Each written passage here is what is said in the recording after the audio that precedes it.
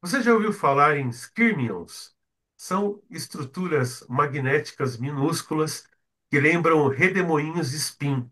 São uma grande promessa para o futuro da computação e do armazenamento de dados.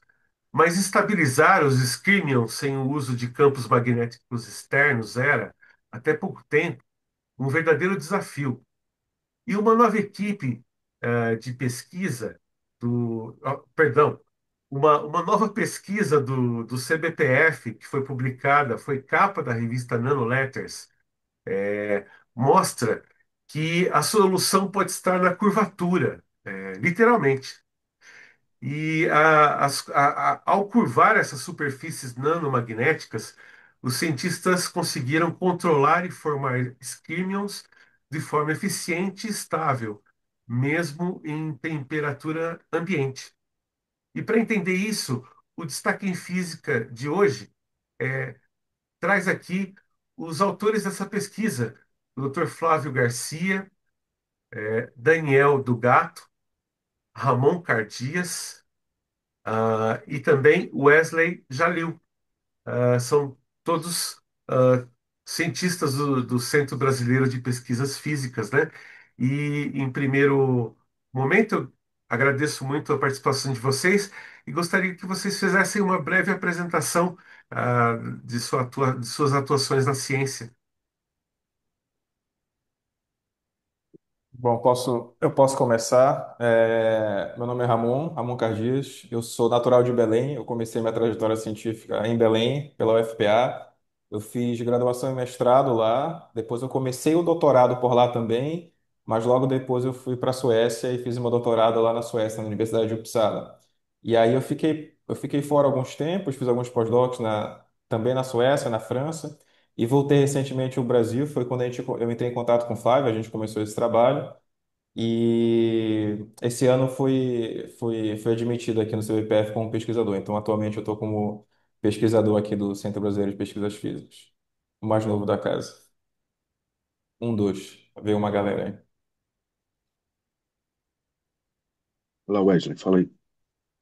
Bom, meu nome é Wesley, eu sou formado em nanotecnologia pela UFRJ, fiz iniciação científica no CBPF, depois ingressei no mestrado e segui no doutorado em física, ambos no CBPF, e atualmente estou como tecnologista no CTI Renato Arche, em Campinas.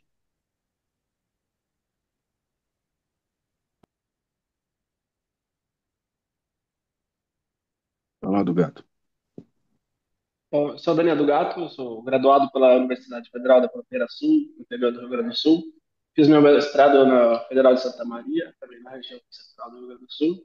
E meu doutorado eu fiz lá no Centro Nacional de Pesquisa em Energia e Materiais, em Campinas, o CNPq. Então, foi onde eu comecei a trabalhar um pouco já com esquilos. E atualmente eu sou pós-doc aqui no CBPF. Bom, eu sou Flávio Garcia, eu sou professor titular, pesquisador titular aqui do CBPF, já trabalho aqui há, sei lá, muito tempo e, e trabalho com magnetismo, né, nanomagnetismo. O Wesley foi meu aluno, do Gato é um pós-doc e o Ramon é um colaborador e esse trabalho, a gente está bem feliz de ter publicado esse trabalho aí. E, professor, eu acho que é interessante falar, por exemplo, o que são os skirmions, né? E por que eles têm chamado tanta atenção aí no mundo da física, da tecnologia, né? Eles são considerados uma tecnologia que pode ajudar muito na espintrônica, né? Queria que o senhor explicasse isso. Bom, deixar o pessoal falar sobre isso aí. Bom, eu posso falar um pouco. Os esquirmions, eles são o que a gente chama de uma estrutura topológica. E como topologia na natureza, a gente tem várias coisas. Topologia para a gente é alguma coisa que ela é resistente a perturbações, é resistente a diversos fatores externos, e daí você entende um pouquinho a importância dessas coisas para a tecnologia, né? Por exemplo, quando você está mergulhando, alguma coisa assim, você solta aquela bolha de ar, a natureza ela sempre vai procurar o jeito mais, energeticamente mais favorável de fazer as coisas, então sai uma esfera. Mas dependendo das circunstâncias, às vezes sai aqueles anéisinhos, né? Ou então quando você está fumando e solta aquele anel.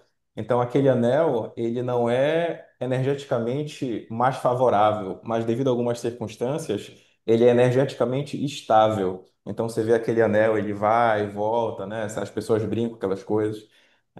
Um outro exemplo rápido é a pororoca, que é um efeito que você tem nos rios amazônicos do norte, e são certas circunstâncias que dão para que aquela onda fique se propagando há um bom tempo, né, a longas distâncias. E então essas estruturas aparecem na natureza e nesse trabalho, Skirmion é uma dessas estruturas que aparece nesses materiais magnéticos. Então, uma estrutura magnética que tem essas propriedades que resiste a fatores externos. Então, quando você vai fazer o seu dispositivo eletrônico, lá alguma coisa, você tem impureza, você tem temperatura, você tem várias coisas. Então, é importante que você use como fonte de informação alguma coisa que consiga vencer essas barreiras, que consiga resistir à temperatura, à impureza, essas coisas. Então, o Skirmion, ele nasce nesse contexto de objeto topologicamente protegido, resistente a esse tipo de coisa, e você pode manipular essas texturas magnéticas dentro do material com com campos elétricos externos, então você pode passar de uma coisa para outra. E o desafio que a gente enfrenta agora, para isso eventualmente virar uma tecnologia, é justamente materiais que você possa encontrar esse tipo de estrutura magnética, essa textura magnética, em temperatura ambiente, materiais que são fáceis de produzir, que não são tóxicos, etc, etc. Então, acho que o nosso trabalho ele avança nesse sentido de sugerir uma estratégia para você encontrar essas estruturas em temperaturas mais próximas, em ambientes mais próximos a uma aplicação tecnológica. E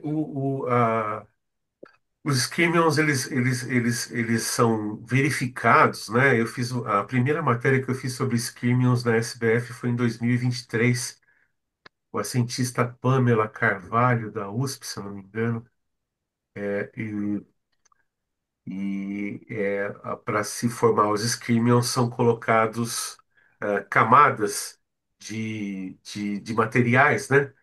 Uhum, No caso, vocês utilizaram ah,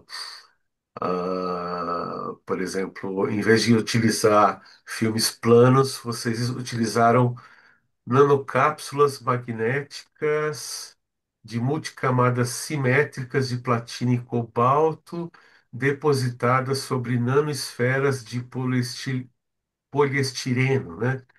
E essa decisão de vocês, inclusive, que traz esse resultado inusitado de conseguir formar skirmions com a curvatura do material que tem certas propriedades específicas, né?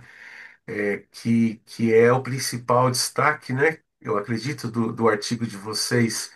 E de onde surgiu essa ideia de trabalhar com nanocápsulas curvas nessa pesquisa? Bom, a ideia surgiu de trabalhos teóricos que vinham sugerindo fazer uma certa curvatura nesses filmes finos, nessas multicamadas que são os filmes finos, contribuiria positivamente na estabilização desses esquímios. E a partir daí que surgiu esse trabalho do Gato, onde ele sugeriu que a gente utilizasse a metodologia desenvolvida no meu doutorado, no CBPF, que envolve o uso da litografia coloidal como metodologia para obter estruturas que são essas nanocapas magnéticas, que são micro ou nanopartículas que têm uma curvatura e elas têm uma espessura nanométrica. E a partir dessas estruturas, a gente poderia fazer experimentos que comprovassem essas sugestões teóricas. né? Então, o trabalho começa dessa metodologia que o grupo já utilizava para investigar certos estados magnéticos, como, por exemplo, vórtices magnéticos, que surgem quando a gente tem um material magnético confinado. E no caso de esquímios, a gente consegue tirar um maior proveito dessas estruturas por causa da curvatura. Então a gente acrescenta mais um elemento para fazer essa investigação. Então seria a partir daí.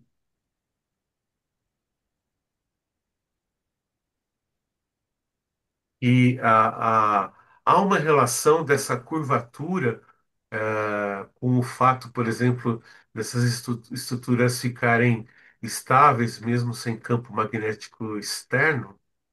Ou isso já era uma característica dos Skimmel's? O que que a, a, a, a curvatura do material, né, traz de característica nova? É essa estabilidade mesmo? É, bom, acho que posso falar sobre isso. Então, o caráter aqui da curvatura, né, essencialmente, está relacionado a uma quebra de simetria, né? Como o Ramon mencionou anteriormente, a gente tem um sistema de platina, cobalto-platina, que consistente de um sistema plano, ele é simétrico. Então, essa nossa interação de logística e Moria, nesse caso, ela acaba sendo cancelada, visto que ela tem, né, sinais opostos entre as interfaces. E quando a gente coloca em um sistema, né, curvado, a curvatura ela acaba quebrando a simetria desse sistema, então a gente acaba tendo uma interação de DMI, né, que é diferente de zero, e essa é uma das principais, né, interações que estabilizam esse tipo de textura topológica, que são os isquírios e os outros estados isquemiônicos. Então a curvatura ela tem um papel essencial na quebra de simetria, né, de uma multicamada anteriormente simétrica.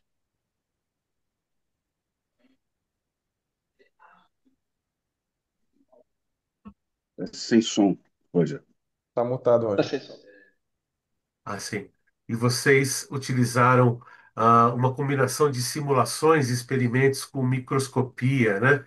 É, ah, quão difícil é enxergar esses isquímios, né? É interessante entender como é feito essa visualização. São imagens, inclusive, muito bonitas, né? Pelo menos a que eu vi em 2023, parecia mesmo um rodamuinho, né? Muito bonito.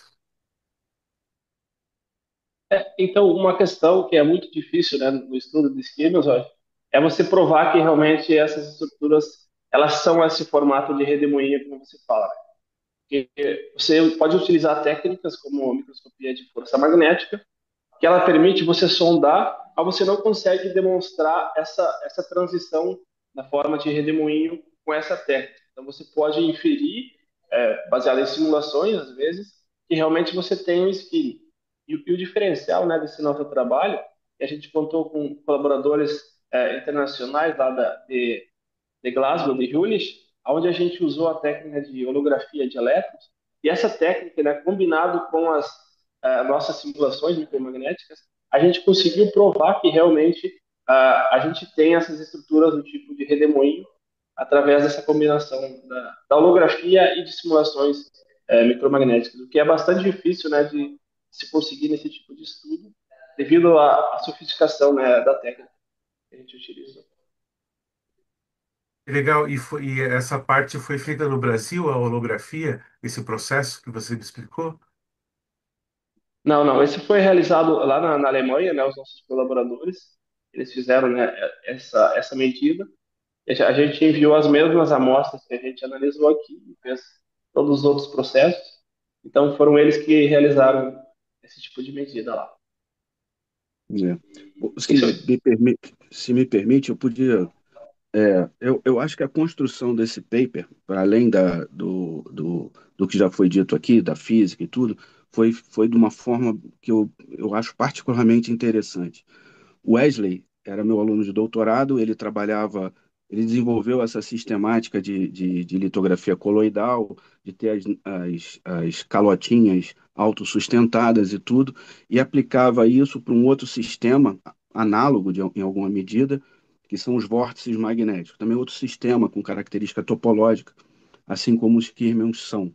É, Aí, a partir daí, vindo o do Gato, trazendo todo o know-how dele que ele tinha ao longo do doutorado dele, trabalhando com Skirmion, aí rolou uma sinergia bacana entre o que o Wesley fazia com o que o do Gato fez.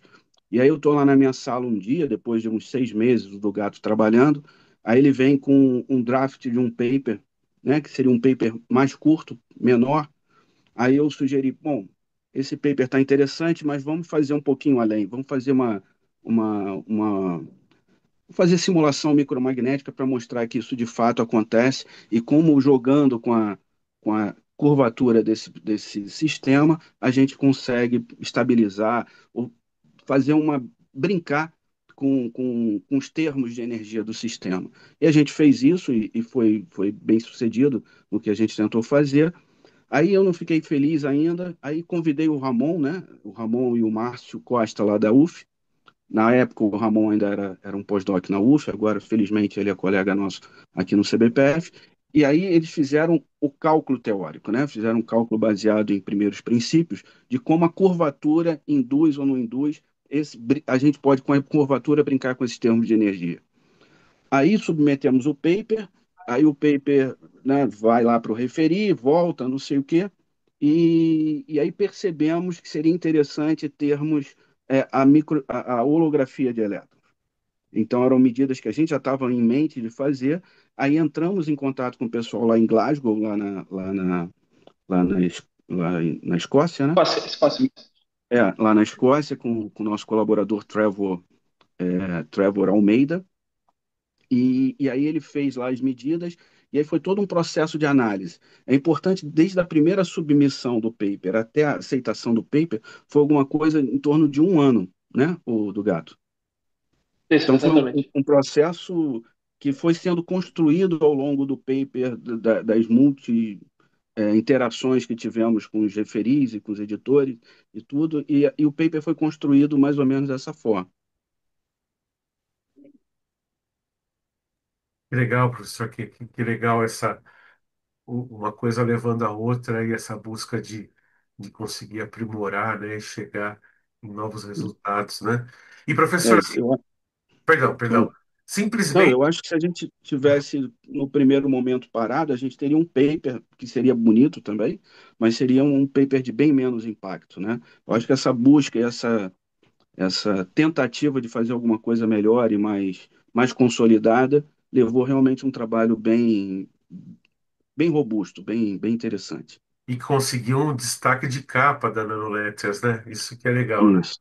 Aham. Isso a gente deve também um crédito porque a gente contratou uma designer gráfica, a Steph. Ela fez um trabalho bem bacana também com nossa ajuda, né? Foi uma interação intensa também entre a gente, né? Que maravilha, que bom. É, E professor, a ciência básica já é maravilhosa, né? Quer dizer, descobrir coisas dentro da física, ou seja lá que ciência que for, a ciência básica já é uma coisa incrível. Agora, dentro dessa coisa da espintrônica, né, como que essa pesquisa pode colaborar para que se possa desenvolver dispositivos, né, que usem os isquemions? aí, algum de vocês aí. Bom, eu posso falar um pouco sobre isso? Então, Roger, como o Ramon mencionou anteriormente, né, os esquimos ele tem muitas características interessantes, e dentro dessas é essa carga topológica que confere ali, então, uma proteção topológica. Aí surge, então, a ideia de um dispositivo muito promissor, né, que foi proposto lá em 2008, né, que é um dispositivo chamado Racetrack Memory, que seria utilizar o movimento, né, desses esquilhos para gravar informações do tipo, a gente poderia colocar os bits, né, em um código binário nesses esquilhos e movimentando eles, a gente poderia codificar informações e posteriormente, né, fazer a leitura dessas. Então, esse que seria, acho que, ao meu ponto de vista, uma das principais aplicações, né, dos esquilhos.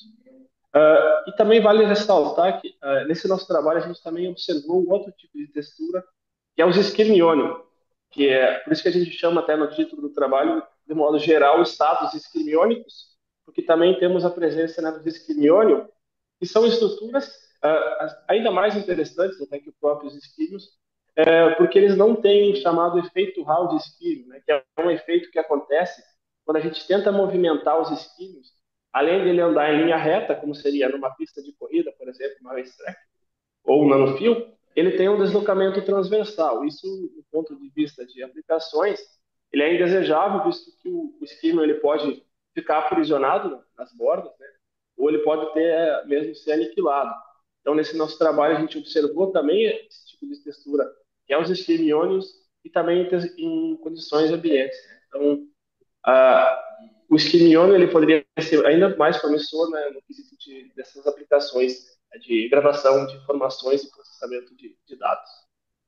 Acho que nessa linha seria o que a gente pode contribuir em nível de tecnologia seria no futuro se a gente conseguisse ter no nosso cotidiano algum dispositivo, né, que usasse os esquemas para processamento e armazenamento de dados.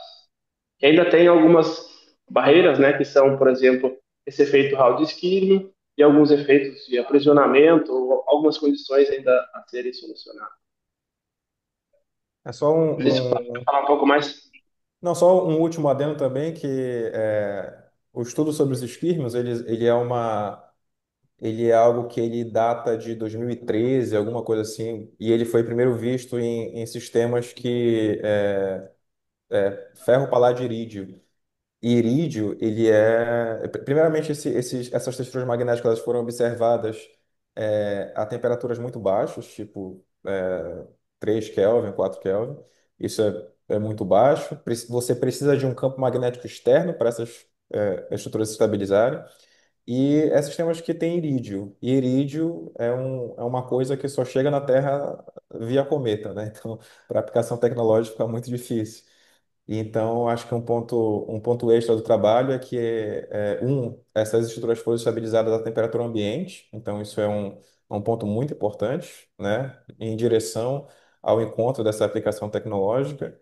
E o material usado foi cobalto, platina, cobalto, ou cobalto, platina, no caso, ou seja, não tem o irídio, que é um material extremamente escasso. Então, são dois pontos importantes avançando para uma possível aplicação tecnológica. Fora isso, fora a praticidade que o do gato citou, tem essas duas questões técnicas também que vale a pena ressaltar. Eu acho que um dos grandes méritos do artigo, desse trabalho em si, é o fato da gente, de forma simples, relativamente simples, a gente poder jogar com todos os termos de energia envolvidos nesse problema. O Ramon falou de uma forma bem interessante no começo, falando que a natureza sempre busca a situação de menor energia, tá? E variando a curvatura, variando a espessura do cobalto, variando coisas simples no nosso sistema, né? Para variar a curvatura, basicamente a gente trabalha com esferas maiores ou menores. A anisotropia do sistema é mudar ligeiramente a espessura do cobalto, a gente faz isso trivialmente no laboratório. A gente mexe independentemente em termos de um Hamiltoniano grande de energia e consegue assim estabilizar, seja um skirmion, seja um skirmiônio, seja um vórtice, basicamente qualquer textura que a gente queira. E aí esse sistema curvado, né, dessas esferinhas, dessas nanocapas, autossustentadas inclusive, acaba sendo um grande playground para a gente brincar com todos esses termos e estabilizar qualquer coisa que a gente queira. Bom, em teoria, pelo menos, né? Não tentamos tudo experimentalmente, mas assim, os prognósticos são bons. Que lindo, professor. Muito legal, muito, muito bonito. Muito obrigado pela entrevista, agradeço a todos vocês, parabéns pelo trabalho e aos que nos estão assistindo, na descrição desse vídeo há o link para acesso ao artigo e um link para o acesso ao texto também que vai falar sobre esse mesmo tema. Um abraço e obrigado a todos. Obrigado pelo convite, Roger. Tchau, tchau, tchau. Até mais. Bom, Obrigado pela oportunidade, Roger. abraço.